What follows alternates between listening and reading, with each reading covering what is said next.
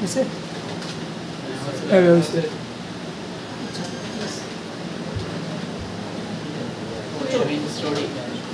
তো আজকে আমরা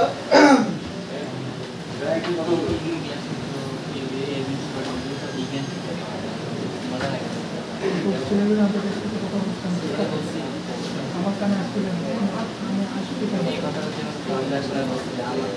কানে আমার কথা কেমন আমিও বলছি তোমার এসব ননসেন্স কথাবার্তা নিজের ক্ষেত্রে অধিকার অধিকার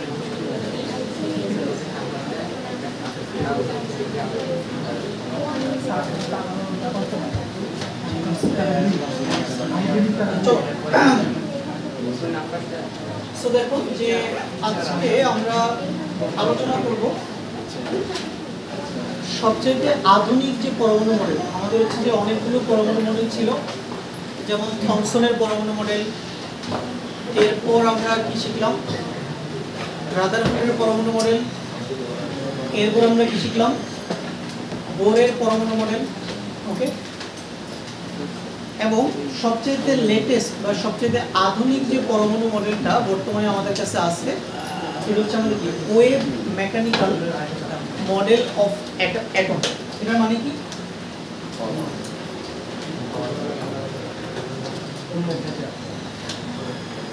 দেখো এখানে ওয়েভ শব্দের বাংলা কি কষ্ট করে লাস্টে বসো।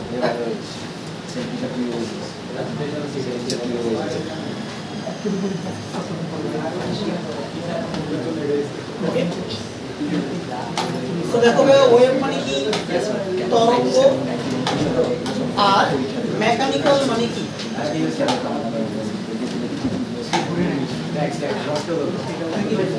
ফ্যানগুলো নষ্ট করে ফেলবা। ভাই এসি আছে তো, ফ্যান তো লাগতেছে না। ঘটনাগুলো তো বড় লাগবে।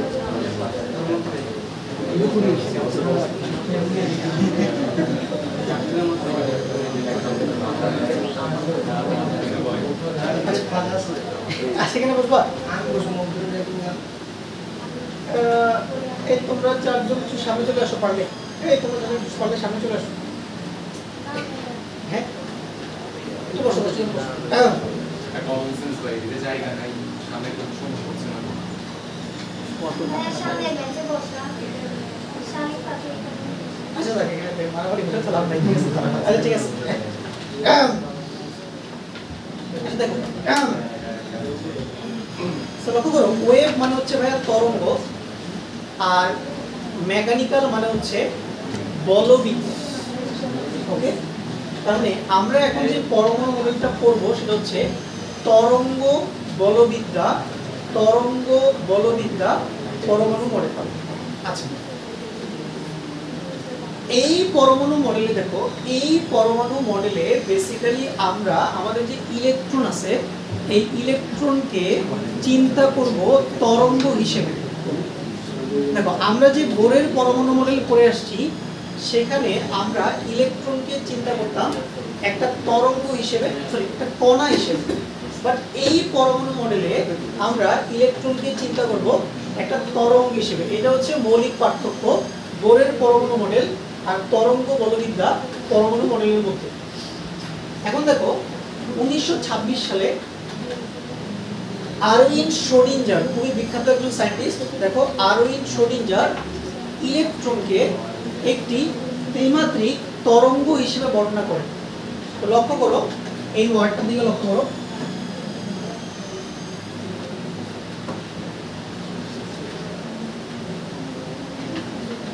ওকে, তাহলে ইলেকট্রনকে আমরা এখন থেকে একটা ত্রিমাত্রিক তরঙ্গ হিসেবে চিন্তা করব।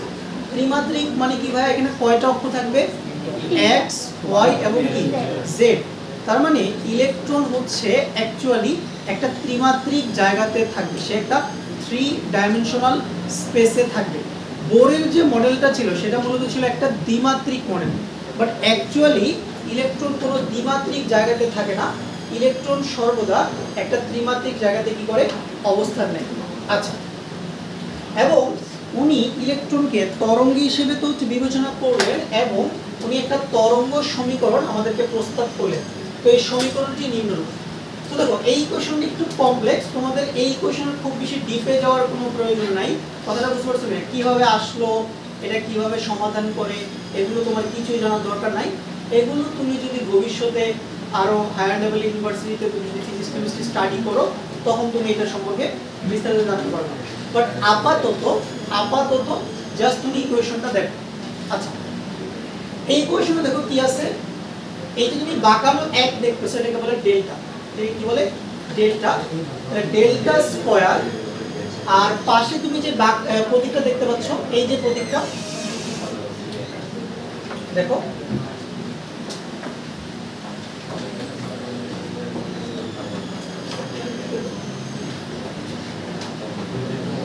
এই যে দেখো, এই যে প্রতীকটা, এটাকে আমরা কি বলি? এটাকে আমরা বলে থাকি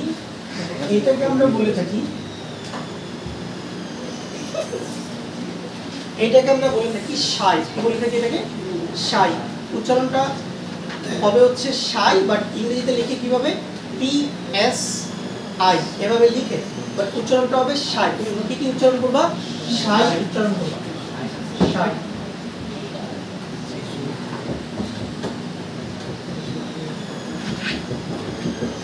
ওকে, তাহলে দেখো delta square psi by delta x square. এটা এক্স স্কয়ার কেন? বিকজ ইলেকট্রন এক্স অক্ষেও থাকতে পারে। বুঝতে পারছো কিনা? ওকে, আমি তোমাকে একদম সিম্পল ভাবে বলছি, এগুলোর মিনিং অনেক কমপ্লেক্স, কারণ তোমরা এখনো ডিফারেন্সিয়েশন করো নাই, অন্তরীকরণ করো নাই ম্যাথমেটিক্সে। এইজন্য এগুলো ডিপে গেলে এমন তোমার মাথায় ঢুকবে না। এবার দেখো যেখানে কি আছে, delta square psi by delta y square. এখানে ওয়াই স্কয়ার কেন? এটা দ্বারা আমরা বুঝাচ্ছি যে ইলেকট্রন কোন অক্ষে থাকতে পারে? ওয়াই অক্ষেও থাকতে পারে। এবার তো আমি কি লিখছি? Delta square psi by delta z square. এটা দিয়ে আমি বুঝাচ্ছি ইলেকট্রন কোন অক্ষে থাকতে পারে? জেড অক্ষেও থাকতে পারে। ওকে, এরপর তো আমি কি লিখছি? Plus 8 pi square m, okay, by h square. আর এখানে হচ্ছে তোমার capital E minus capital U into psi equal to 0। Okay, এরকম একটা ইকুয়েশন আছে। হ্যাঁ, এটা তুমি মুখস্থ রাখবা, বাট এই ইকুয়েশনের খুব বেশি ডিপ মিনিং তোমার জানার দরকার নাই। তুমি জাস্ট ইকুয়েশনটা মুখস্থ রাখবা। অনেক সময় পরীক্ষায় আসতে পারে যে শ্রোডিঙ্গারের তরঙ্গ সমীকরণটি লিখো। বুঝতে পারছো কিনা? পরীক্ষায় আসতে পারে, তখন তুমি যদি ইকুয়েশনটা লিখতে পারো। কেউ তোমাকে ইকুয়েশনটা সলভ করতে বলবে না, কেউ ইকুয়েশনের মিনিংও তোমার কাছ থেকে জানতে চাইবে না, জাস্ট ইকুয়েশনটা লিখতে বলতে পারে, তুমি যদি লিখতে পারো। ওকে, আচ্ছা, এখন চলো এইখানে কোনটা দিয়ে কি বোঝাচ্ছে। যেখানে দেখো x, y, z, এগুলো কি? এগুলো হচ্ছে ইলেকট্রনের কার্টেসীয় স্থানাঙ্ক। তোমরা জানো যে আমাদের ম্যাথমেটিক্সে দুই ধরনের কি স্থানাঙ্ক ব্যবস্থা থাকে। ওকে, সো একটা হচ্ছে আমাদের দেখো কার্টেসীয় স্থানাঙ্ক ব্যবস্থা, আর আরেকটা হচ্ছে পোলার স্থানাঙ্ক ব্যবস্থা। তোমরা কতজন সরলরেখা পড়ছো? তোমরা কি সরলরেখা পড়ছো? ম্যাথের ফার্স্ট পেপারে সরলরেখা তোমরা পড়ছো। দেখো এই যে আমরা সরলরেখায় কিন্তু তোমরা সবাই কার্টেসীয় স্থানাঙ্ক থেকে কি পোলার স্থানাঙ্কে রূপান্তর এবং পোলার স্থানাঙ্ক থেকে কার্টেসীয় স্থানাঙ্কে রূপান্তর এগুলো শিখে আসছো না? এগুলো তোমরা কিন্তু শিখে আসছো, পারো তো সবাই? নাকি সবাই পড়ি নেই? এখনো সবাই পড়ি নেই? আচ্ছা, না পড়লে সমস্যা নেই। আচ্ছা আচ্ছা, এটা তো বুঝছি ভাই, এক্স ওয়াই জেড তো কার্টেসীয় স্থানাঙ্ক, এটা তো বুঝছি। ওকে, আচ্ছা দেখো যেখানে এক্স ওয়াই জেড ইলেকট্রনের কার্টেসীয় স্থানাঙ্ক। ওকে, এম কি ভাইয়া? এম হচ্ছে ইলেকট্রনের ভর, ক্যাপিটাল ই কি জিনিস? এটা হচ্ছে ইলেকট্রনের মোট শক্তি। এটা কি? ইলেকট্রনের মোট শক্তি, এই কথা বলো। আর ক্যাপিটাল ইউ হচ্ছে ইলেকট্রনের কি বিভব শক্তি। ওকে, এইচ হচ্ছে ভাই কি প্লাঙ্কের ধ্রুবক, এবং সাই হচ্ছে কি সাইয়ের একটা পরিচয় আছে। দেখো সাইয়ের একটা পরিচয় আছে। সাইকে আমরা বলে থাকি ইলেকট্রনের তরঙ্গ ফাংশন।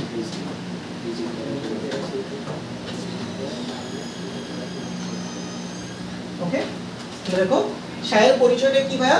ইলেকট্রনের তরঙ্গ ফাংশন, যা এক্স ওয়াই জেড স্থানে তরঙ্গের কি বোঝায়? বিস্তার বোঝায়। তোমরা জানো যে কোনো তরঙ্গের একটা তোমার রাশি আছে, সেটা কি? তার বিস্তার। তার কি বিস্তার? বিস্তার কাকে বলে?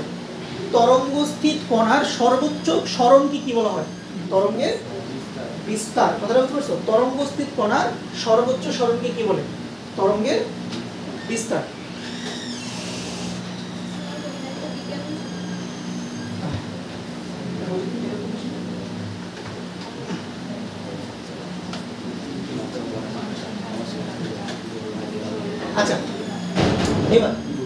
এবার একটু তরঙ্গ ফাংশন নিয়ে কথা বলি। ওকে, আমি খুব সিম্পল ভাষায় বলবো, আমি কোনো কমপ্লেক্স ওয়ার্ড এখানে ইউজ করবো না।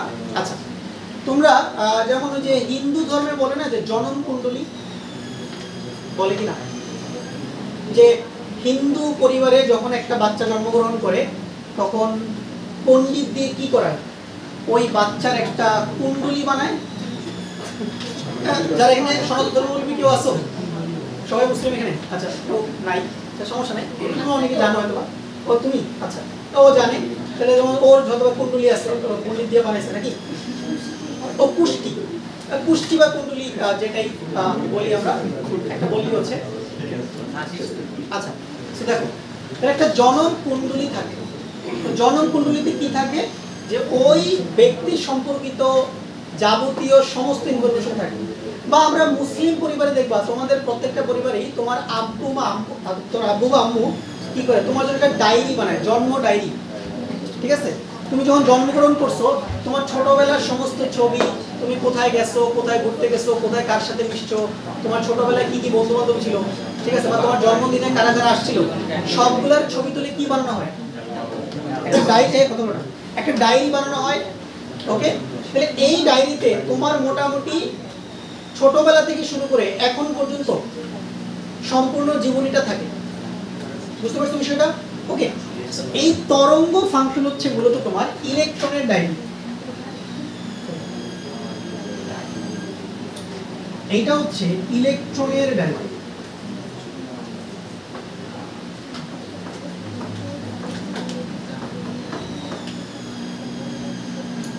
তরঙ্গ ফাংশনটা কি?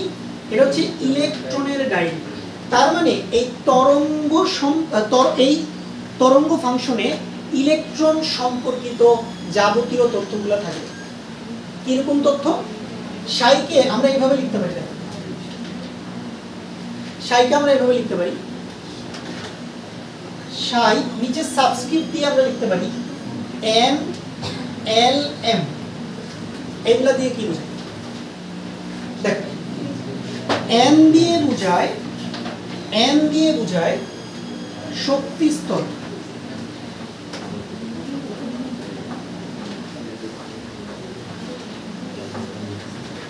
এন দিয়ে কি বোঝায়? শক্তি স্তর। এল দিয়ে বোঝায় উপশক্তি স্তর।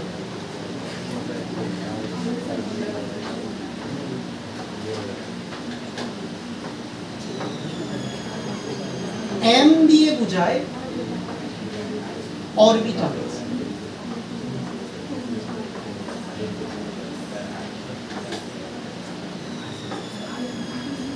ওকে, অর্থাৎ সাই দেখে আমরা বলতে পারবো, এটা বলতে পারবো যে ইলেকট্রনটা কোন শক্তি স্তরে আছে, অথবা ইলেকট্রনটা কোন উপশক্তি স্তরে আছে, অথবা ইলেকট্রনটা কোন অরবিটালে আছে।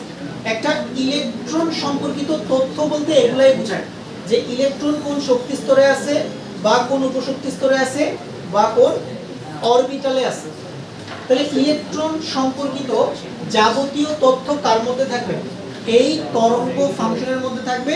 এটাকে আমরা বলতেছি ইলেকট্রনের ডায়েরি। একদম সিম্পল ভাষায় আমি বললাম, ঠিক আছে? তো আমরা কমপ্লেক্স করলাম না জিনিসটা।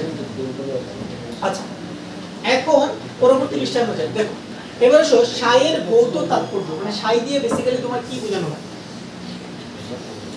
দেখো, বলা হচ্ছে ইলেকট্রন সংক্রান্ত যাবতীয় তথ্য তরঙ্গ ফাংশনে উপস্থিত থাকে, তবে এর কোনো ভৌত তাৎপর্য নাই। এর মান পজিটিভ বা নেগেটিভ হতে পারে স্থানাঙ্কের উপর ভিত্তি করে। এই কথাটা দিয়ে কি বোঝাচ্ছে? এখানে যদি বলো, দেখো, তুমি যখন কোনো একটা তরঙ্গ ড্র করো,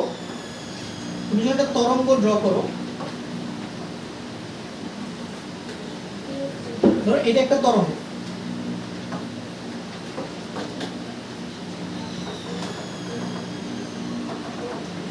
তাহলে বলো তো এই দুটুকু কি?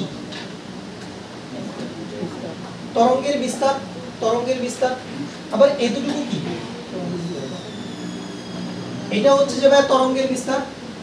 ওকে, এখন আমাকে বলো, তরঙ্গের বিস্তার কিন্তু পজিটিভও হইতে পারে, আবার তরঙ্গের বিস্তার কি নেগেটিভও হইতে পারে। ওকে, যদি উপরে +5 হয়, নিচে কত হবে? -5। যেহেতু তরঙ্গের বিস্তার পজিটিভও হইতে পারে, নেগেটিভও হইতে পারে। আবার আমি বলতেছি সাই দিয়ে কি বোঝায়, তরঙ্গের বিস্তার বোঝায়। এর অর্থ এটাই, সাইয়ের মান পজিটিভ হইতে পারে, নেগেটিভও হইতে পারে। এটা ডিপেন্ড করবে যে ইলেকট্রনটা কোন কার্টেসীয় স্থানাঙ্কে আছে, মানে ইলেকট্রনের এক্স এর স্থানাঙ্ক কত, ইলেকট্রনের ওয়াই এর স্থানাঙ্ক কত, ইলেকট্রনের জেড এর স্থানাঙ্ক কত। এই স্থানাঙ্কের উপর ভিত্তি করে আমি বলতে পারবো যে ইলেকট্রনের যে তরঙ্গ ফাংশন সেটা পজিটিভ হবে নাকি নেগেটিভ হবে। কথাটা বুঝে গেল? ওকে, এই হলো আমাদের সাই সংক্রান্ত কথাবার্তা। এবার চলো আমরা একটা স্থানাঙ্ক ব্যবস্থা দেখব। তোমরা সবাই হচ্ছে যে কার্টেসীয় স্থানাঙ্ক ব্যবস্থা দেখে অভ্যস্ত, সবাই না? কার্টেসীয় স্থানাঙ্ক ব্যবস্থা কেমন? তোমরা ভেক্টর পড়ছো? ভেক্টর পড়ছো তোমরা? ওকে,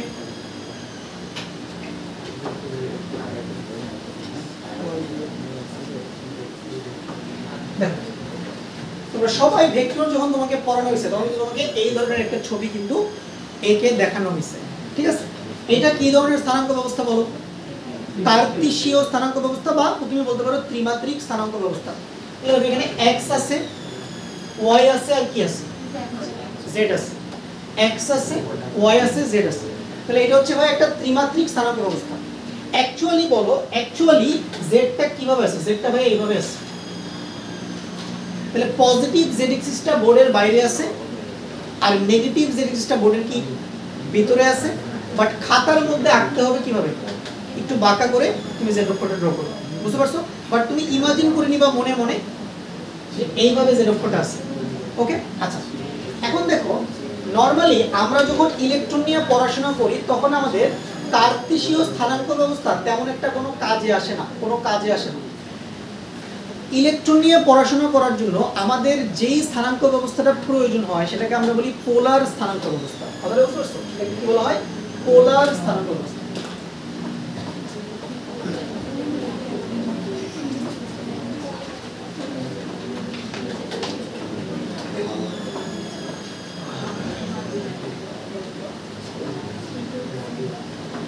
আচ্ছা, এখন আমাকে বলো যে কার্টেসীয় স্থানাঙ্ক ব্যবস্থায় আমাদের স্থানাঙ্কগুলো কি কি?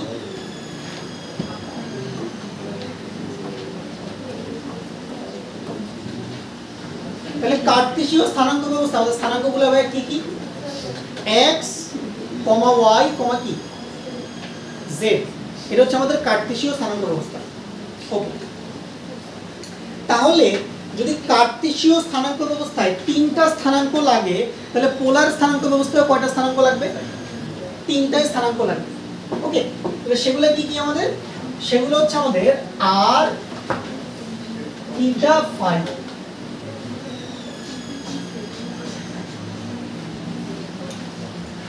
r, theta, phi. ওকে, এখানে কোনটা দিয়ে কি বোঝাচ্ছি আমি তোমাকে বলি। যেমন এইখানে r দিয়ে মূলত দূরত্ব বোঝায়, ঠিক আছে? সহজভাবে তুমি বোঝার চেষ্টা করো। এখানে r দিয়ে মূলত কি বোঝায়? দূরত্ব বোঝায়। মানে এই r দিয়ে বোঝানো হচ্ছে যে নিউক্লিয়াস থেকে ইলেকট্রনটা কত দূরত্বে কি করবে? অবস্থান করবে, সেটা দিয়ে বোঝাচ্ছে মূলত এই r। আর থিটা আর ফাই হচ্ছে মূলত দুইটা অ্যাঙ্গেল, দুইটা কি অ্যাঙ্গেল। ওকে, মনে করো লজিক্যাল চিন্তা, মনে করো আমি হচ্ছে নিউক্লিয়াস, মনে করো আমি হচ্ছে নিউক্লিয়াস, আর মনে করো এই নিউক্লিয়াসের চারপাশে যে ইলেকট্রন সেটা মনে করো এই ফ্যানের এখানে আছে। তাহলে মনে করো আমার এখান থেকে যদি আমি এই ফ্যান পর্যন্ত একটা সরল রেখা অঙ্কন করি, ওইটা কি কোনো একটা অক্ষের সাথে একটা পার্টিকুলার অ্যাঙ্গেলে থাকবে না?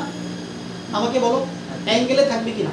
এক্স এর সাথে একটা অ্যাঙ্গেলে থাকবে, বা ওয়াই অক্ষের সাথে একটা অ্যাঙ্গেলে থাকবে, বা জেড অক্ষের সাথে কি একটা অ্যাঙ্গেলে থাকবে।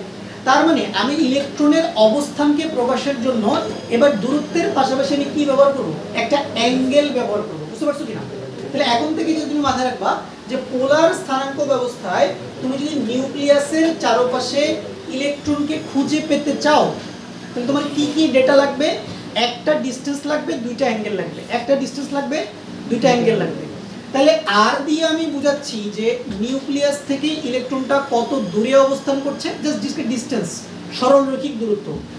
আর থিটা বা ফাই দিয়ে আমি বুঝাচ্ছি যে আমি যদি নিউক্লিয়াস থেকে ইলেকট্রন পর্যন্ত একটা সরল রেখা অঙ্কন করি, ওই সরল রেখাটা এক্স, ওয়াই বা জেড অক্ষের সাথে কত কোণ উৎপন্ন করছে সেটা বোঝাচ্ছে। একদম সোজা বাংলা আমি যেটা বলতে পারি।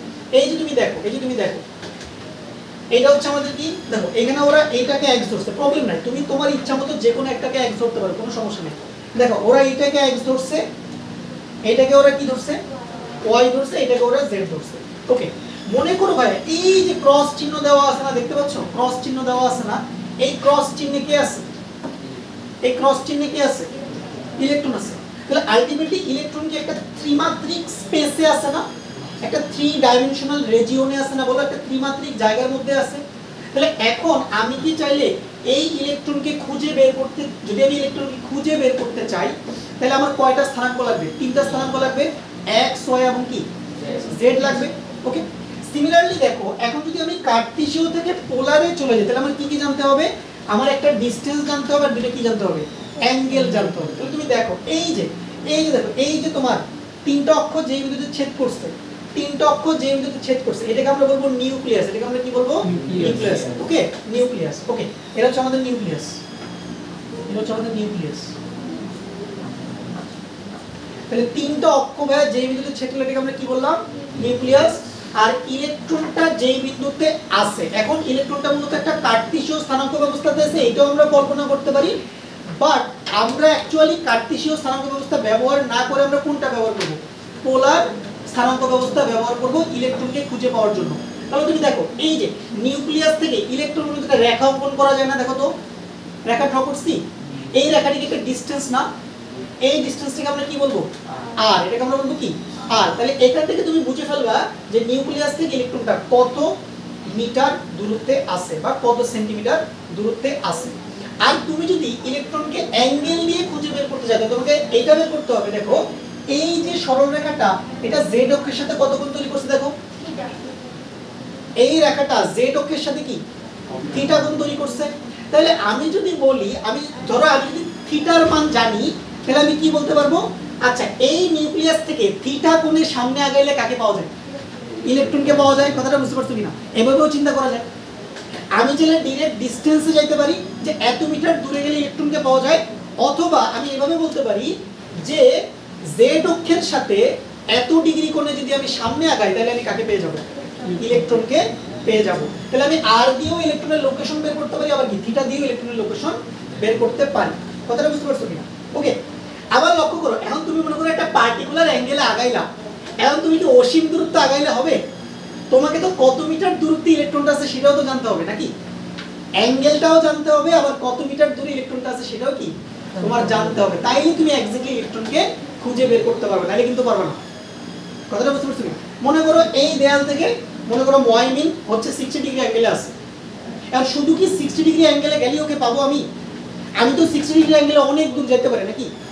ধরো আমি যদি এইখান থেকে এইখানে আসি, এটাও 60 ডিগ্রি অ্যাঙ্গেল লাগাইছি, আবার আমি যদি এই রেখা বরাবর এগিয়ে রুম থেকে বের হয়ে যায়, তাহলেও তো কি 60 ডিগ্রি অ্যাঙ্গেলই আমি আগাবো। বাট আলটিমেটলি আমার কিন্তু এক্স্যাক্টলি এই দেয়াল থেকে মুয়াইমিনের এক্স্যাক্টলি ডিসটেন্সটা কি আমার জানতে হবে, তাহলে আমি প্রপারলি ওকে খুঁজে বের করতে পারবো। এর মানে আমি তোমাকে যেটা বোঝাচ্ছি যে এখন একটা পোলার স্থানাঙ্ক ব্যবস্থায় তুমি যদি নিউক্লিয়াসের চারপাশে ইলেকট্রনকে খুঁজে পেতে চাও, কি কি জানতে হবে, নিউক্লিয়াস থেকে ইলেকট্রনটা কত মিটার সরলরৈখিক দূরত্বে আছে, এক। দ্বিতীয়ত জানতে হবে এই সরলরেখাটা জেড অক্ষের সাথে কত কোণ তৈরি করছে, থিটা কোণ তৈরি করছে, এটাও জানতে হবে, এটাও জানতে হবে। পাশাপাশি দেখো, পাশাপাশি তুমি দেখো, তোমাকে এইটাও জানতে হবে, তুমি যে দেখো এইটা কোন তল বলো তো, এই তলটা কোন তল, এই যে তলটা এটা কোন তল, এক্স ওয়াই তল না, দেখো তো এটা কি তল, এই যে নিচের দিকে যে দেখো বর্গাকার রেখাগুলো তোমার লাইনগুলো আছে, এটা কোন তল, এটা হচ্ছে এক্স ওয়াই তল। এই যে এদিকে এক্স এদিকে কি ওয়াই, এটা এক্স ওয়াই তল। আর এই তলটা কোন তল বলতো, এক্স জেড তল। আর এই তলটা কোন তল, এটা হচ্ছে ওয়াই জেড তল। কথাটা বুঝতে পারছো কিনা? ওকে, এখানে কিন্তু তিনটা তল আছে, কি কি, এক্স জেড, ওয়াই জেড আর কি এক্স ওয়াই। তাহলে এখন দেখো আমি যদি এখন নিউক্লিয়াস থেকে এই এক্স ওয়াই তলের উপরে একটা রেখা ড্র করি, দেখো আমি যদি রেখা ড্র করি, এই রেখাটা এক্স অক্ষের সাথে কত কোণ তৈরি করছে, 5 কোণ তৈরি করছে, 5 কোণ তৈরি করছে, 5 কোণ তৈরি করছে। তার মানে তোমার কিন্তু এই ফাই এর মানটাও জানতে হবে, ফাই এর মানটাও জানতে হবে। কথাটা বুঝতে পারছো? তাহলে তুমি যদি নিউক্লিয়াসের চারপাশে ভাইয়া ইলেকট্রনকে একটা ত্রিমাত্রিক জায়গায় খুঁজে পেতে চাও, কি কি জিনিসপাতি জানতে হবে? একটা দূরত্ব জানা লাগবে আর অ্যাঙ্গেল কটা জানতে হবে? দুইটা। তাহলে একটা আর আরেকটা থিটা আর একটা কি ফাই। ঠিক আছে, তাহলে আমি যদি এখন ইলেকট্রনের তরঙ্গ ফাংশনকে ডিফাইন করতে চাই কি কি জিনিসপাতি জানা লাগবে? আর জানা লাগবে, থিটা জানা লাগবে, আর কি জানা লাগবে? ফাই জানা লাগবে। সিম্পল জিনিস। ওকে, এটা মাথার মধ্যে তুমি সেট করে নাও। এখন চলো এই ছবিটা আমাদের ক্লিয়ার। এবার চলো আমরা পরের ছবিতে যাই। চলো এবার একটু জিনিসপাতি দেখবো, এগুলো তোমার কিছু মুখস্থ করার কোনো দরকার নেই। দেখো, তাহলে তুমি যদি ইলেকট্রনকে নিউক্লিয়াসের চারপাশে খুঁজে পেতে চাও তাহলে তোমার কি কি জিনিসপাতি জানতে হবে? দেখো, এই যে আর সম্পর্কিত ডেটা জানতে হবে। কি সম্পর্কিত? আর সম্পর্কিত তোমার ডেটা জানতে হবে, থিটা সম্পর্কিত ডেটা জানতে হবে, আর ফাই সম্পর্কিত কি ডেটা জানতে হবে। তোমরা ছোটবেলায় এরকম লিখছো না? বলো আমাকে, f of x লিখছো? f of x এটা দিয়ে কি বোঝায়? এটা কার ফাংশন? কার ফাংশন এটা বলো? এটা x এর ফাংশন না? এটা x এর ফাংশন, এটা x এর ফাংশন। ঠিক আছে, তারপর তুমি যদি লেখো f of t, দেখো f of t, তাহলে এটা কার ফাংশন? এটা t এর ফাংশন। তাহলে দেখো আমি যদি লিখি r of ভিতরে স্মল r, তাহলে আলটিমেটলি এটা কার ফাংশন? ছোট r এর ফাংশন। কার ফাংশন এটা? ছোট r এর ফাংশন। ওকে, এরপরে দেখো আমি কি লিখছি? p of theta, p of theta, তার মানে এটা কার ফাংশন? থিটার ফাংশন, থিটার ফাংশন। ধরে আমি কি লিখছি? f of phi, f of phi, তাহলে এটা কার ফাংশন? phi এর ফাংশন। তাহলে তুমি যদি কোনো একটা ইলেকট্রনের তরঙ্গ ফাংশন ডিফাইন করতে চাও কয়টা ফাংশন লাগবে? তিনটা ফাংশন লাগবে। একটা r এর ফাংশন, একটা থিটার ফাংশন, আর একটা কি phi এর ফাংশন। তুমি যদি জিনিসটাকে এভাবে লিখতে পারো, f of phi into p of theta into r of r। তুমি চাইলে সাইকে এভাবে লিখতে পারো, কারণ তুমি জানো ইলেকট্রনকে খুঁজে পাওয়ার জন্য কয়টা ডেটা লাগবে? r লাগবে, থিটা লাগবে, ফাই লাগবে। তাইলে আমি যদি সাইকে ডিফাইন করি, সাই কি? তরঙ্গ ফাংশন, মানে ইলেকট্রন সম্পর্কিত যাবতীয় তথ্য কার মধ্যে থাকে? সাইয়ের মধ্যে থাকে। তাহলে সাইকে যদি আমি ডিফাইন করতে চাই আমার কয়টা ফাংশন লাগবে? তিনটা ফাংশন লাগবে। r এর ফাংশন লাগবে, থিটার ফাংশন লাগবে, আর কি ফাই এর ফাংশন লাগবে। এখন তোমাকে বলি, তোমাদের আসলে ইন্টারমিডিয়েট লেভেলে আসলে এত কমপ্লেক্স জিনিসপাতি নাই, এগুলো কিন্তু খুবই জটিল। তুমি দেখতে পাচ্ছ ফাংশনগুলোর চেহারা, তুমি দেখতে পাচ্ছ? দেখো আর এগুলো হচ্ছে আর এর ফাংশন এগুলো। এবং এটা কোন অরবিটালের ক্ষেত্রে যাবে? দেখো তুমি পড়ছো না orbital 1s 2s 2p 2p এগুলো পড়ছো না? পড়ে আসছো না তুমি 9 10 এ? এই দেখো 1s অরবিটালের ফাংশন দেখো কত জটিল। এগুলো হচ্ছে রিয়াল পড়াশোনা। কথাটা বুঝতে পারছো? তুমি 9 10 যেগুলো পড়ছো সব হচ্ছে বোগাস। ঠিক আছে, সেগুলো কোনো পড়াশোনার কাতারই পড়ে না। ঠিক আছে, এই হচ্ছে দেখো আর এর ফাংশন। তাহলে কিছু তোমার মুখস্থ করতে হবে, এটা দেখার জন্য আছে। কিচ্ছু মুখস্থ করতে হবে, কিচ্ছু আসবে না পরীক্ষায়, খালি দেখার জন্য। দেখো এই যে দেখো 1s এর জন্য থিটার ফাংশন কত? 1/√2। ফাই এর ফাংশন কত? 1/√2 পাই। এই যে 2s এর জন্য তোমার ফাই এর ফাংশন আছে, থিটার ফাংশন আছে, আর এর ফাংশন আছে, 2p এর জন্য আছে। এই যে দেখো এখানে cos থিটা আছে, sin থিটা আছে, ত্রিকোণমিতি ইনভলভ আছে এখানে। কোনটা? 2p দুইটা। হ্যাঁ 2p এখানে দেখো 2p এর মধ্যে ভাগ আছে না? 2p এর মধ্যে ভাগ আছে না? px py pz ভাগ আছে কিনা বলো? আছে। এজন্য 2p এর ফাংশনগুলো ডিফারেন্ট হয়ে থাকে। 2p এর মোটামুটি দুইটা না, 2p এর তিনটা ফাংশন থাকবে। কারণ p এর মধ্যে কয়টা ভাগ আছে? তিনটা, px py আর কি pz। ওকে, আচ্ছা ভাই এগুলা কিচ্ছু মুখস্থ করা দরকার নেই, কিচ্ছু তোমার লাগবে না। খালি তুমি দেখো আর কি যে ফাংশনগুলো যারা দেখছি যে এরকম জিনিসপাতি আছে। ওকে, এগুলা কিছু তোমার আসবে না। ওকে, এখন চলো আমি একটু ফাংশনগুলো হালকা একটু বোঝানোর চেষ্টা করি। এখানে কোন জিনিসগুলো তোমার ইম্পর্টেন্ট দেখো। এখানে গুরুত্বপূর্ণ জিনিস হচ্ছে ভাইয়া এই আর। দেখো এখানে আর আছে না? দেখো এখানে আর আছে কি নাই? এখানে আর আছে। দেখো এখানে আর আছে, এখানেও আর আছে, দেখো এখানেও আর আছে। তারপরে দেখো এইখানে আর আছে, এইখানে আর আছে। এই আর দিয়ে ভাইয়া কি বোঝায়? দেখো এই আর দিয়ে কি বোঝায়? নিউক্লিয়াস থেকে ইলেকট্রনের দূরত্ব। তাহলে খাতার মধ্যে লিখো সবাই, স্মল আর দিয়ে তোমার যেগুলো যেগুলো ইম্পর্টেন্ট সেগুলো তোমার আমি লিখে দিচ্ছি। স্মল আর দিয়ে কি বোঝায়?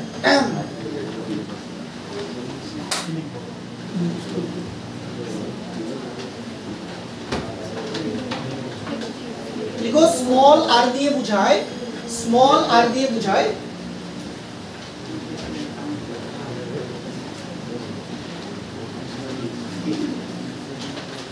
স্মল আর দিয়ে বোঝায় নিউক্লিয়াস থেকে ইলেকট্রনের দূরত্ব।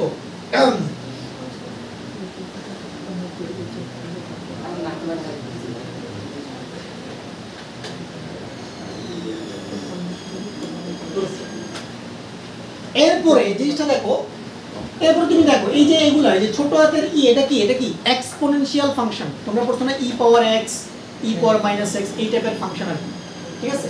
তারপর তুমি দেখো এখানে এ নটটা তোমার লাগবে, লিখো এ নট হচ্ছে, এ নট হচ্ছে এখানে এ নট, এ নট কে বলা হয় বোর ব্যাসার্ধ, এটাকে বলা হয় বোর ব্যাসার্ধ, এটাকে আমরা বলবো বোর ব্যাসার্ধ।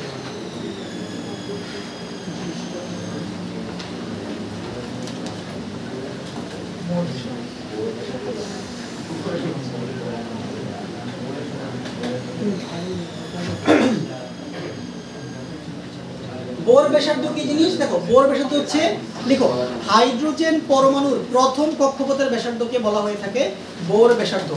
হাইড্রোজেন পরমাণুর প্রথম কক্ষপথের ব্যাসার্ধকে বলা হয় বোর ব্যাসার্ধ। হাইড্রোজেন পরমাণুর প্রথম কক্ষপথের ব্যাসার্ধকে বলা হয় বোর ব্যাসার্ধ। হাইড্রোজেন পরমাণুর প্রথম কক্ষপথের ব্যাসার্ধকে বলা হয় বোর ব্যাসার্ধ।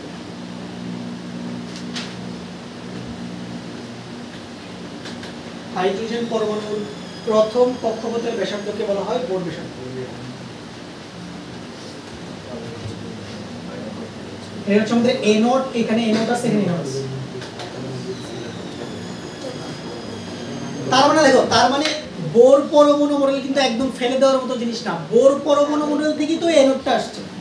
আমাকে বলো, বোর পরমাণু মডেলে আমরা কি কক্ষপথের ব্যাসার্ধ নির্ণয় শিখছি না? ওকে, ওইখান থেকেই তো এ নোটটা আসছে। তাহলে বোরের মডেলটাই ছিল অ্যাকচুয়াল ফাউন্ডেশন এই মডার্ন অ্যাটমিক ডেভেলপমেন্টের। কথাটা বুঝতে পারছো? ওইখান থেকে সবকিছু যাত্রা শুরু হয়েছে, এরপরে আস্তে আস্তে জিনিসগুলো ডেভেলপ হয়েছে। আচ্ছা, তাহলে এখন এইখান থেকে কাজের জিনিস কি বলো? শুধু আর আর কি এ নোট। আর যদি মনে করো এখান থেকে পরীক্ষায় কোনো কোশ্চেন আসেও, এগুলো তোমাকে প্রশ্ন দেওয়াই থাকবে। এই ফাংশন তোমার মুখস্থ করার কোনো দরকার নাই, এগুলো প্রশ্ন দেওয়া থাকবে। ওকে, এগুলো হচ্ছে তোমার যদি প্রশ্ন খুব টাফ করে বুয়েটে আসতে পারে, হাইয়েস্ট বুয়েট ছাড়া আর কোথাও এগুলো আসবে না। হ্যাঁ, বুয়েটই একমাত্র আসার মতো, এছাড়া আর কোথাও আসার তো পসিবিলিটি নাই। হ্যাঁ দেখো, এবার শোনো দেখো, এখানে দেখো সাইকে রিপ্রেজেন্ট করার জন্য কয়টা ফাংশন লাগে বলো ভাইয়া? তিনটা। আর এর ফাংশন, থিটার ফাংশন, ফাই এর ফাংশন। শুধু কাজের জিনিস আমাদের লাগবে কোনটা জানো? অনলি আর এর ফাংশন। এই থিটা আর ফাই এর ফাংশন নিয়ে আমরা কোনো পড়াশোনা করব না, এগুলা আউট অফ স্কোপ। এগুলা আউট অফ স্কোপ মানে আমাদের সিলেবাসের বাইরে, আমাদের সিলেবাসের বাইরে। আমরা শুধুমাত্র সাইয়ের এই দূরত্ব সংক্রান্ত যে ফাংশনটা আছে এটা নিয়ে আমরা কাজ করব। এতটুকু যদি জানি দ্যাট ইজ এনাফ। তো এটা মোটামুটি আমাদের ক্লিয়ার। এবার চলো আসল কাহিনী, এখন আমরা মেইন পড়ায় যাব। দেখো এতক্ষণ তো সাই নিয়ে কথা বলছি, তাহলে সাইয়ের আলোচনাটা কি ছিল? সাইয়ের পরিচয় কি? তরঙ্গ ফাংশন। সাইয়ের পরিচয় কি? তরঙ্গ ফাংশন। সাই দিয়ে কি বোঝায়? তরঙ্গের বিস্তার। সাই দিয়ে কি বোঝায়? তরঙ্গের বিস্তার। বা সাইকে কি বলে? ইলেকট্রনের ডায়েরি। ইলেকট্রনের ডায়েরি। তাহলে ইলেকট্রনের ডায়েরি মানে ইলেকট্রন কোন শক্তি স্তরে আছে, বা ইলেকট্রন কোন উপশক্তি স্তরে আছে, বা ইলেকট্রন কোন অরবিটালে আছে, এগুলোর ডেটা কার মধ্যে থাকবে? সাইয়ের মধ্যে থাকবে। এবার সাইকে প্রকাশ করার জন্য কয়টা জিনিস লাগে? তিনটা, আর, থিটা, ফাই। তাহলে আর এর ফাংশন লাগবে, থিটার ফাংশন লাগবে, ফাই এর ফাংশন লাগবে। বাট আমাদের অনলি কনসার্ন কোনটা নিয়ে? আর এর ফাংশন। তাহলে আর এর পরিচয় কি ছিল? নিউক্লিয়াস থেকে ইলেকট্রনের কি দূরত্ব। শেষ কাহিনী, শেষ। এবার আসো, সাইয়ের কোনো তাৎপর্য নাই, কিন্তু সাইয়ের যে স্কয়ার আছে, সাইয়ের যে স্কয়ার, এইটা ভাইটাল। এইটা পরীক্ষায় আসবে, এইটা এক্সামে আসবে, যে সাই স্কয়ারের তাৎপর্য লিখো। সাই স্কয়ারের মূল তাৎপর্য দেখো, এটাকে বলা হয় প্রবাবিলিটি ডেনসিটি। এই কথাটা দিয়ে কি বোঝায়? এই কথাটা দিয়ে কি বোঝায়? মনে করো সবাই জানে, দেখো মনে করো সবাই জানে যে এই রুমে হচ্ছে যে মুয়াইমিন ক্লাস করতেছে। হ্যাঁ, মুয়াইমিন ক্লাস করতেছে এই রুমে। ওকে, এখন মনে করো বাইরে আমি যায়া একটা লোকরে বললাম যে ভাই বলেন তো মুয়াইমিন ক্লাসের কোন বেঞ্চে বসে আছে। উনি কিন্তু এটা বলতে পারবে না, উনি জানে যে তুমি এখানে ক্লাস করতেছো, তুমি এই রুমে আসো, এই রুমে তোমারে খুঁজলে পাওয়া যাবে, তুমি এই রুমে আসো, অর্থাৎ এই রুমে তোমাকে খুঁজে পাওয়ার সম্ভাবনা কত? 1, কারণ তুমি তো এই রুমে আসো। বাট আমি যদি যাই ওই লোকটাকে জিজ্ঞেস করি ভাই বলেন তো মুয়াইমিন ক্লাসের কোন বেঞ্চে বসে ক্লাস করতেছে, উনি কিন্তু তখন সঠিক উত্তরটা দিতে পারবে না, তখন উনি র্যান্ডম একটা আনসার দিবে, আচ্ছা আমার মনে হয় ও মনে হয় ক্লাসের মাঝামাঝি বসছে, এরকম বলতে পারে। এখন ধর আমি আরেকজনের যে জিজ্ঞেস করলাম, ও বললো না না ও ক্লাসের মাঝামাঝি বসে নাই, ও ক্লাসের ফার্স্ট বেঞ্চে বসছে। আরেকজন বললো না না ভাই ও ক্লাসের ফার্স্ট বেঞ্চে বসে নাই, ও ক্লাসের লাস্ট বেঞ্চে বসছে। তাহলে দেখো ডিফারেন্ট পিপল ডিফারেন্ট আনসার দিবে। অর্থাৎ এই রুমের যে কোনো বেঞ্চে তুমি কি বসতে পারো না, অর্থাৎ এই রুমের যে কোনো বেঞ্চে বসে তোমার ক্লাস করার একটা কি আছে? সম্ভাবনা আছে, সম্ভাবনা আছে। অর্থাৎ প্রথম বেঞ্চে বসে ক্লাস করার যে সম্ভাবনা, দ্বিতীয় বেঞ্চে বসে ক্লাস করার সম্ভাবনা কি? সেম। থার্ড বেঞ্চে বসে ক্লাস করার সম্ভাবনা কি? সেম। ফোর্থ বেঞ্চে বসে ক্লাস করার সম্ভাবনা কি? সেম। অর্থাৎ এই রুমের যে কোনো বিন্দুতে বা যে কোনো বেঞ্চে মুয়াইমিনকে পাওয়ার প্রবাবিলিটি অলওয়েজ কি থাকবে? সেম থাকবে, 1 না, সেম থাকবে। বাট এই রুমে মুয়াইমিনকে খুঁজে পাওয়ার সামগ্রিক সম্ভাবনা কত? 1, বিকজ ও তো এই রুমে আছে নাকি, কোনো না কোনো বেঞ্চে তো খুঁজলে ওকে পাওয়াই যাবে। এখন তুমি এই জিনিসটা ইলেকট্রনের ক্ষেত্রে অ্যাপ্লাই করো। নিউক্লিয়াসের চারপাশে ইলেকট্রন ঘুরতেছে, কিভাবে ঘুরতেছে? তরঙ্গের মতো করে ঘুরতেছে। এখন যদি আমি নিউক্লিয়াসের চারপাশে ইলেকট্রনকে খুঁজি, কোনো না কোনো বিন্দুতে তো আমি ইলেকট্রনকে খুঁজে পাবোই নাকি, অবশ্যই আমি পাবো। তাহলে নিউক্লিয়াসের চারপাশে যে কোনো জায়গাতে ইলেকট্রনকে খুঁজে পাওয়ার যে সম্ভাবনা তাকে কি বলা হয়? Probability density. কথাটা বুঝতে পারছো কিনা? অর্থাৎ এই রুমের যে কোনো বেঞ্চে মুয়াইমিনকে খুঁজে পাওয়ার যে সম্ভাবনা তাকে আমরা কি বলবো? Probability density. এবং সেম অ্যানালজিটা আমরা ইলেকট্রনের ক্ষেত্রে অ্যাপ্লাই করি, যে নিউক্লিয়াসের চতুর্দিকে যে কোনো পয়েন্টে ইলেকট্রনকে খুঁজে পাওয়ার যে সম্ভাবনা তাকে আমরা কি বলবো? Probability density. তাহলে সাই স্কয়ার দিয়ে কি বোঝায়? সাই স্কয়ার দিয়ে ভাই কি বোঝায়? নিউক্লিয়াসের চতুর্দিকে যে কোনো বিন্দুতে ইলেকট্রনকে খুঁজে পাওয়ার সম্ভাবনা। এটা খাতায় লিখো সবাই, যে সাই স্কয়ারের তাৎপর্য।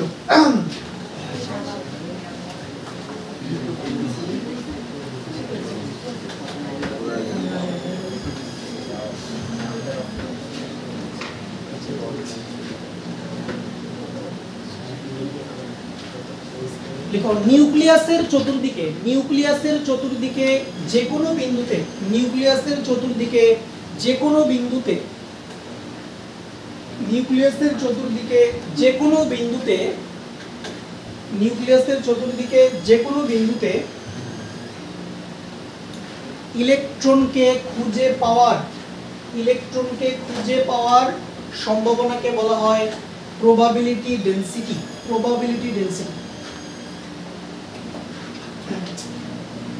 probability density।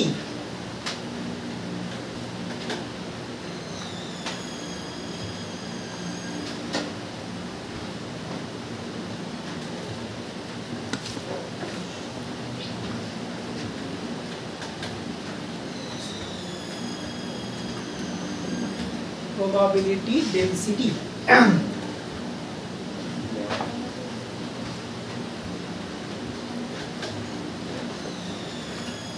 দেখো কি বলছে, সাই স্কয়ারের মান দ্বারা কোন স্থানে ইলেকট্রন পাওয়ার কি বোঝায়? সম্ভাবনাকে বোঝায়। তার মানে ব্যাপারটা দেখো, ব্যাপারটা দেখো, বোর কি বলতেছে আমাদের? বোর বলতেছে ভাই ইলেকট্রন এই জায়গাতেই আছে। আর শ্রোডিঙ্গার কি বলতেছে? বলছে না ইলেকট্রন এই জায়গায় থাকতে পারে। কথাটা বুঝতে পারছো?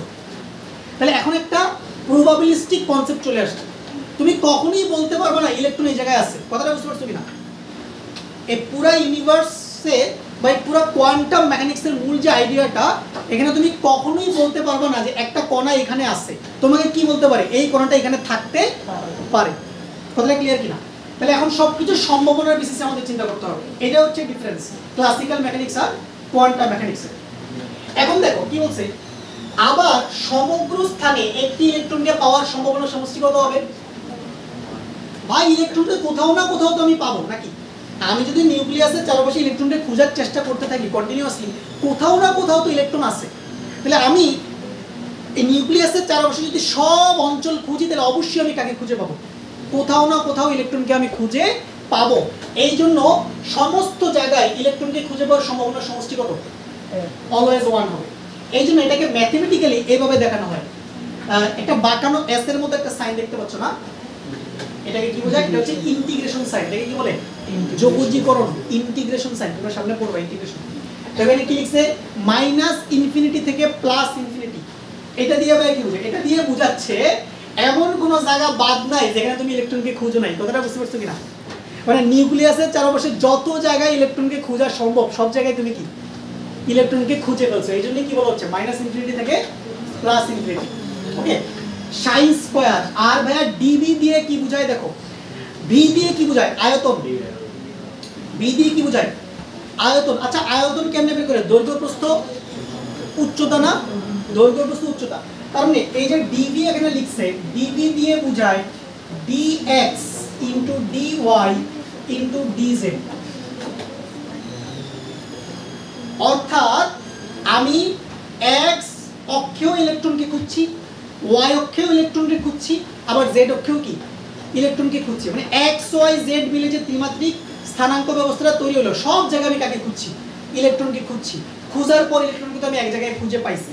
এই জন্য এখানে কত দিয়ে গুণ দেওয়া হয়েছে? ডিবি দিয়ে গুণ দেওয়া হয়েছে, সমান সমান কত আসবে? 1 আসবে। কোনটা? ও আচ্ছা, ডিবি এ মূলত জেনারেলি বোঝানো হয় খুবই ক্ষুদ্র একটা, মনে করো যেমন ডিবি তো এটা হচ্ছে খুবই ক্ষুদ্র একটা আয়তন বোঝায়। ডিএক্স ডিওয়াই ডিজেড দিয়ে খুবই ক্ষুদ্র একটা দৈর্ঘ্য বোঝায়।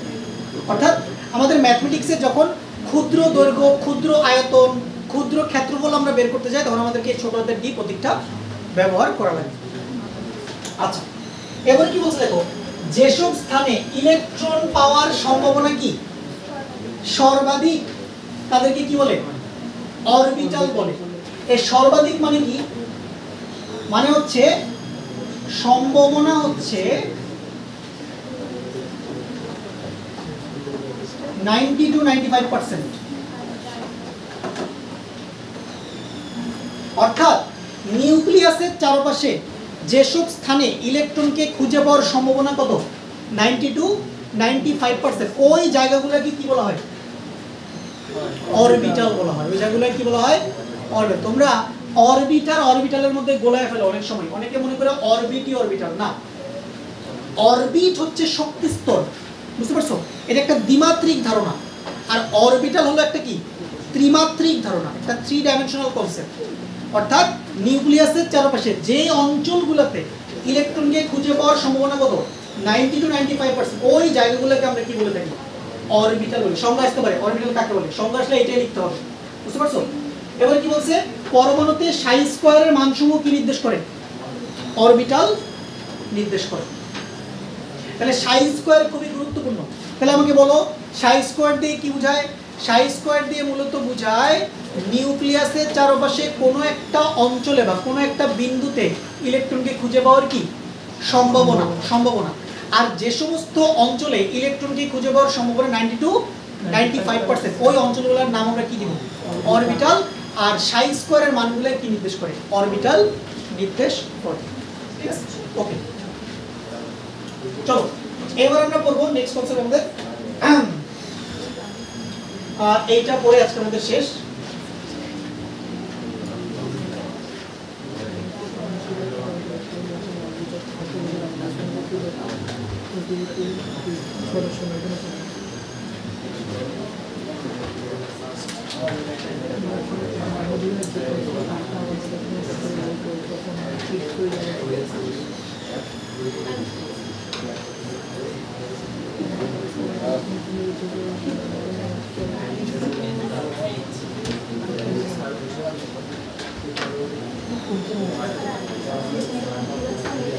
চলো, এইটা তো ভাই বুঝলাম যে আমি যখন নিউক্লিয়াসের চারপাশে ইলেকট্রনকে খুঁজবো, কিছু না কিছু জায়গাতে তো আমি ইলেকট্রনকে খুঁজে পাবো। তাহলে যেই জায়গাগুলোতে আমি ইলেকট্রনকে খুঁজে পাবো ওই জায়গাগুলোর নাম কি? অরবিটাল। ওই জায়গাগুলোর নাম কি? অরবিটাল। আবার এমনও তো কিছু জায়গা থাকবে যেগুলোতে আমি ইলেকট্রনকে খুঁজে পাবো না। কথাটা বুঝতে পারছো না? তাহলে মনে করো এই যে 10টা বেঞ্চ আছে এখানে, দেখো এই 10টা বেঞ্চ আছে। ওকে, এই যে তোমার নামটা ভুলে গেলাম, এই লাস্ট বেঞ্চ তোমার কোন একজনের নাম কি? আজমাইন। ও আজমাইন। আচ্ছা, মনে করো আমি যদি এই 10টা বেঞ্চে আজমাইনকে খুঁজি, তাহলে ওকে আমি কত নম্বর বেঞ্চে খুঁজে পাবো? 1 নম্বর না, ওকে আমরা খুঁজে পাবো হচ্ছে 10 নম্বর বেঞ্চে। ঠিক আছে, ধরো যদি এখান থেকে হিসাব করি 5 6 7 8 9 10। আচ্ছা, ধরো ওকে আমরা 10 নম্বর বেঞ্চে খুঁজে পেলাম, তাহলে 10 নম্বর বেঞ্চটা হচ্ছে ওর জন্য কি একটা অরবিটাল। আসবে তো একটু পরে আসবে। আচ্ছা, দেখো 10 নম্বর বেঞ্চ হচ্ছে আজমাইনের জন্য অরবিটাল। কিন্তু দেখো এই যে 1 থেকে 9 পর্যন্ত যতগুলা বেঞ্চ আছে এখানে কিন্তু আমি আজমাইনকে খুঁজে পাইনি, পাইছি? পাইনি। তাহলে যেই জায়গাগুলাতে আমি আজমাইনকে খুঁজে পাবো না, ওই জায়গাগুলোকে আমরা বলবো নোড। কি বলবো? নোড। যেই জায়গাগুলোতে আজমাইনকে পাবো সেটা হচ্ছে অরবিটাল, আর যেই জায়গাতে আমি আজমাইনকে পাবো না সেগুলোকে আমরা বলবো নোড। এই দেখো নোডের সংজ্ঞা কি? নিউক্লিয়াসের চারিদিকে যেসব অঞ্চলে ইলেকট্রন পাওয়ার সম্ভাবনা কি শূন্য, তাদেরকে কি বলে? নোড বলে। Simple concept. নোড কয় ধরনের? দেখো নোড হচ্ছে ভাই 2 ধরনের। নাম শুনে ভাববার কিছু নাই। একটা হচ্ছে তোমার রেডিয়াল নোড, আর একটা কি অ্যাঙ্গুলার নোড। আচ্ছা দেখো, রেডিয়াল নোড দিয়ে কি বোঝায় বলি? রেডিয়াল নোড দিয়ে বোঝায় ডিসটেন্স। রেডিয়াল নোড দিয়ে কি বোঝায়? ডিসটেন্স। দেখো রেডিয়াল নোড দিয়ে বোঝায় ডিসটেন্স। একটু টেকনিক্যালি রেডিয়াল নোড বলে।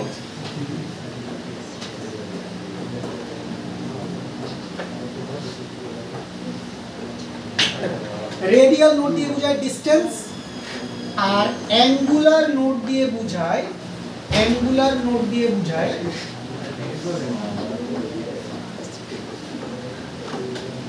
তল। সোজা হিসাব শেষ। রেডিয়াল নোড দিয়ে কি বোঝায়? ডিসটেন্স। মানে যে ডিসটেন্সে গেলে ইলেকট্রনকে খুঁজে পাবা না তাকে কি বলে? Radial node. আর অ্যাঙ্গুলার নোড দিয়ে কি বোঝায়? তল। যেই তলে ইলেকট্রনকে খুঁজে পাবা না তাকে বলা হয় angular node. Simple concept. Okay, এখন দেখো রেডিয়াল নোড বের করার একটা সূত্র আছে। সূত্রটা হচ্ছে n - l - 1। আচ্ছা তোমার 9 10 এ যখন তোমরা হচ্ছে যে ওই যে ইলেকট্রন বিন্যাস করতে, তোমাদের মনে আছে পরমাণুর গঠনের একটা চ্যাপ্টার ছিল, ওইখানে তোমরা হচ্ছে যে n l এই জিনিসগুলো পড়ছো, তোমাদের মনে আছে? ওকে, আমরা যদি রিমাইন্ড করি, তোমাদের অরবিটালগুলো কি কি ছিল বলো তো? s ছিল, p ছিল, d ছিল, আর কি ছিল? f ছিল। ওকে, কার কার মনে আছে যে s এর জন্য l কত ছিল? 0। p এর জন্য কত ছিল? d এর জন্য কত ছিল? f এর জন্য কত ছিল? এগুলো তো মোটামুটি সবাই পড়ছো তোমরা, না? নাকি পড়ো নাই? না পড়ে আসছি, এগুলো সবার পড়ার কথা। ওকে, আচ্ছা এগুলো জানলে তোমরা হয়ে যাবে। তাহলে দেখো রেডিয়াল নোডের সংখ্যা হচ্ছে n - l - 1। এটা সূত্র মুখস্থ রাখতে হবে, n - l - 1। ওকে, আর অ্যাঙ্গুলার নোডের সংখ্যা কত? অ্যাঙ্গুলার নোডের সংখ্যা কত? l। টোটাল নোডের সংখ্যা দিলে কত হবে? এই দুটো যোগ করলে টোটাল নোড পাওয়া যাবে। তো তুমি যদি এই দুটো যোগ করো কত আসবে? n - l কাটা যাবে, n - 1 আসবে। আর নোডাল তলের সংখ্যা কত? l। ঠিক আছে, এই চারটা ফর্মুলা তোমার মুখস্থ রাখতে হবে। এগুলা থেকে যে কোনো ইঞ্জিনিয়ারিং ভার্সিটি বলো, বুয়েট বলো, কুয়েট, রুয়েট, চুয়েট, ঢাকা ভার্সিটি, সব জায়গায় কোশ্চেন আসবে। কোনো বিস্তারিত জানতে হবে না, ডিরেক্টলি ফর্মুলা ইউজ করে তুমি আনসার বের করবে। জাস্ট তোমাকে একটা ছোট্ট একটা ম্যাথ দেখে আমরা ক্লাসটা শেষ করব। ধরো তোমাকে যদি বলে, ধরো আমি তোমাকে একটা অরবিটাল দিলাম 2p। দেখো তোমাকে আমি একটা অরবিটাল দিলাম 2p। তোমাকে যদি বলা হয় এই 2p অরবিটালে কতটা রেডিয়াল নোড আছে আর কতটা অ্যাঙ্গুলার নোড আছে বের করো। তুমি জাস্ট ডিরেক্টলি কি ইউজ করে দাও? ফর্মুলা ইউজ করে দাও। তাহলে দেখো রেডিয়াল নোড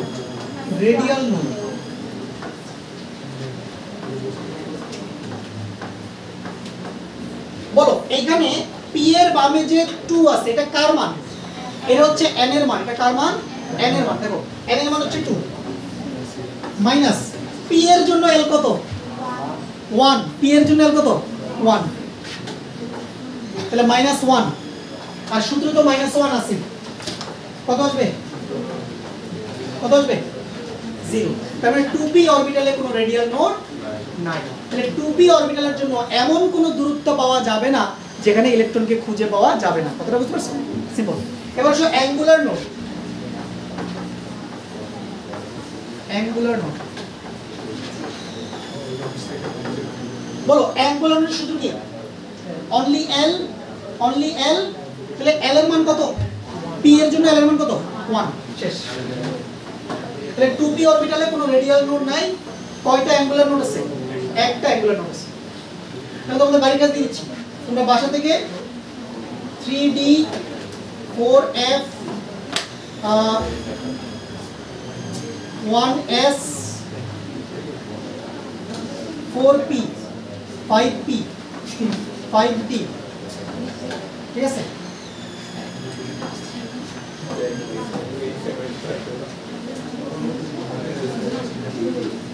এই অরবিটালগুলো কি বের করে নিয়ে আসবা? রেডিয়াল নোড আর অ্যাঙ্গুলার নোড বের করে নিয়ে আসবা। জাস্ট ফর্মুলা অ্যাপ্লাই করে দিবা, কাহিনী শেষ।